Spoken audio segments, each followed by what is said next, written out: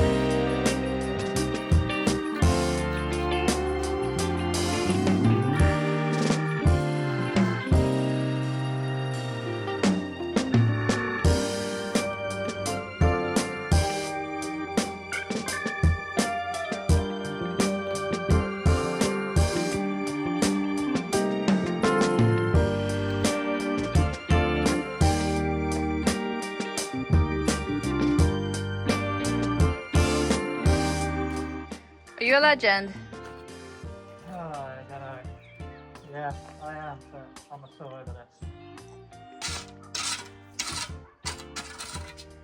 All concrete around it now.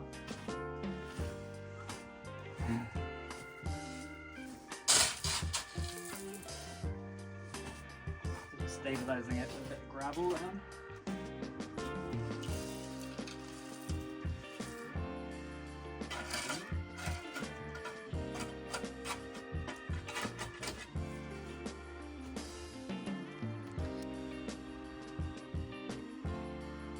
This has been maybe the worst job I've had to do. Had to remove all the old 20-plus-year-old poo from this inspection hatch, which had got stuck there. So that was nice. And then it was really difficult to get the new one in, but it's in, so that's good. And eventually this will all be connected up and closed up tonight. And basically the plan in the future is that we will actually be connecting to the sewage in the street. Obviously we've still got the septic tank right now. So what we're doing is we're consolidating all of the tubing situation ready for when we go to the street. So we can just take the exit tube, which is this one, and straight out to the street, and it's done. So we don't have to touch any of the other tubes again because they're all consolidated.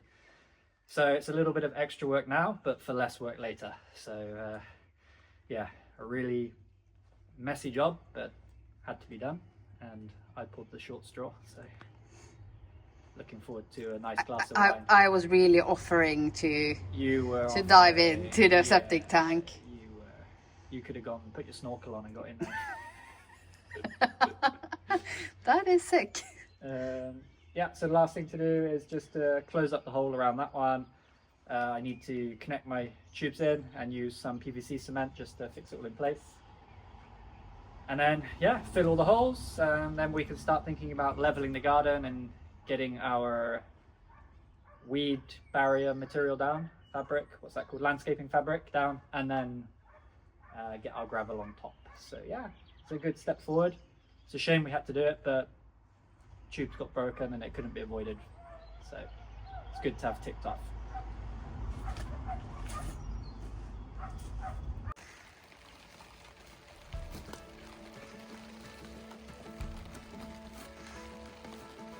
I have to get in there with my hands.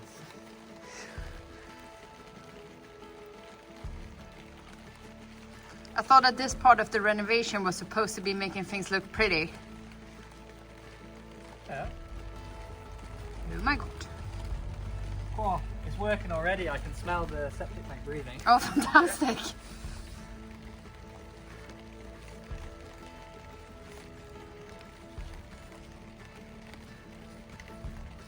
Do I need to pressure wash you before you come in? Yeah, I think so.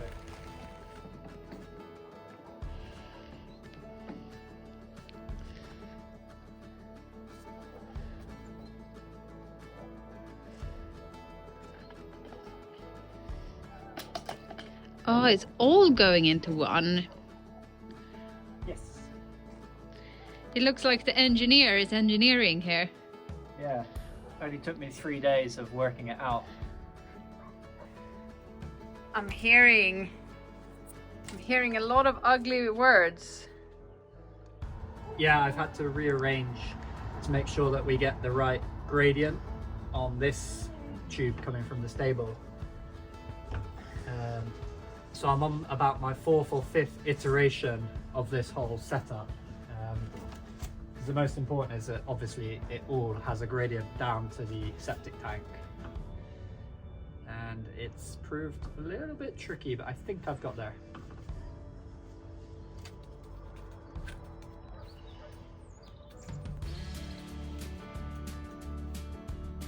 Hi. Just giving the tubes a shallow crust. So because we're going to gravel straight on top, we want to protect the tubes against crushing and cracking from pressure above. So the idea is that they lay in a bed of sand, then you put small gravel up to the side and then just do a light crust on top. means that they can still move. There's still movement in there, so they don't get brittle and crack, but it stops pressure cracking from above. So that's what we're doing. And this is just a simple mortar, so it's cement and sand mixed. You can see I've already done this tube here and the connections, and I'll just finish this one. Next after that is to run all the conduit for the electrical that we want in the garden. So we want to have power if we ever put pool in for the pumps, plug socket on the terrace, plug socket on that terrace, and also electricity in the garage. So I'm going to run those in a minute.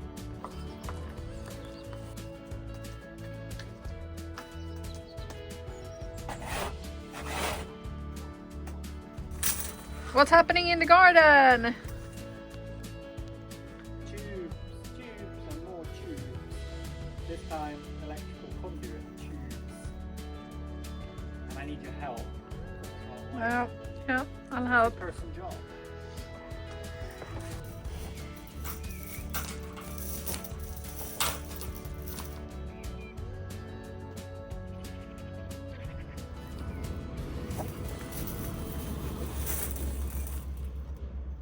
Since the gravel delivery arrives tomorrow, it's time to get the drainage in order.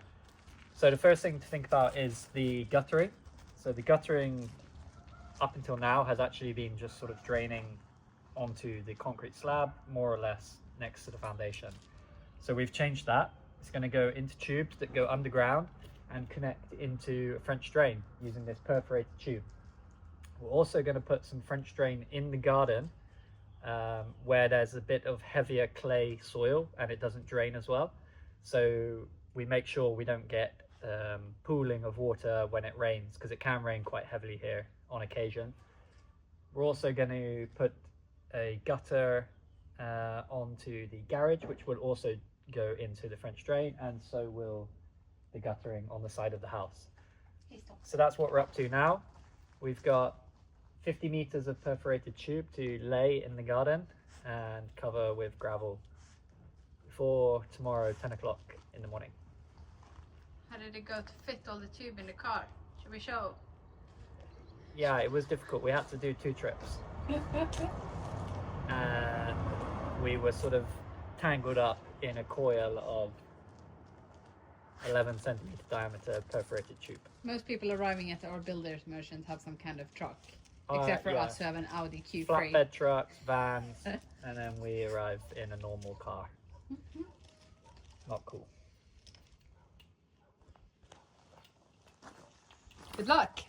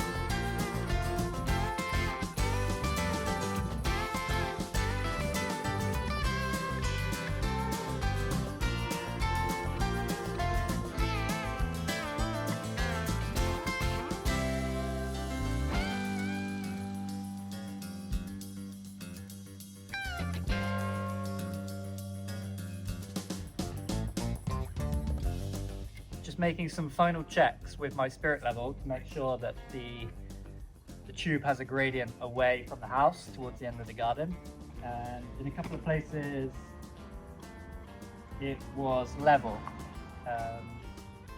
so obviously that would mean, because there's holes in this tube, that there would be a lot of water coming out here. Because it's level, it wouldn't carry on through the tube. So I can just take some of a little bit of the gravel out from underneath, try and bed it down a bit, and actually get, now I've got a slope thing. Continue a bit towards me, like a meter there. Direction. Yeah.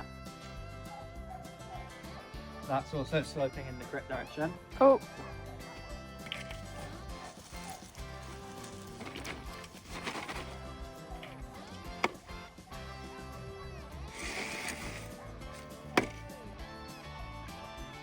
That's a bit level there.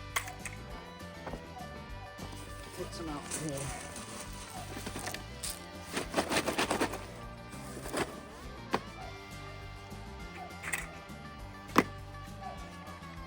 There. That needs to go down. Next step, cover the pipe with Cover fabric. the pipe and then pour gravel in. And the trick I've seen online is not to put the soil back in, it's just to put gravel. And then after that we're going to geotextile the whole garden and then gravel on top of that. Will it be a long evening? Yeah, get the floodlights ready. Sign me up for overtime, please. Final preparation of the garden is the edge of the dining terrace where it meets the garden. This is going to be our barbecue area. Unfortunately, the grounds worker guys that removed all the concrete, they weren't able to do like a clean cut here because there was no crack or anything in the cement to help. So it's a bit of an uneven edge. So what I'm going to do is I'm going to cut it now with my angle grinder, and then afterwards we're going to use red bricks along the side with an antique mortar to give a nice effect, and that's going to be the edge boundary, and inside here will be where the gravel goes. But first we have to clean this up, and it's got some rebar inside, so hopefully it's not too much hard work, but I think we might have to get the hammer drill out as well because my blade's not thick enough, so it could be a bit of work here. Let's see how it goes.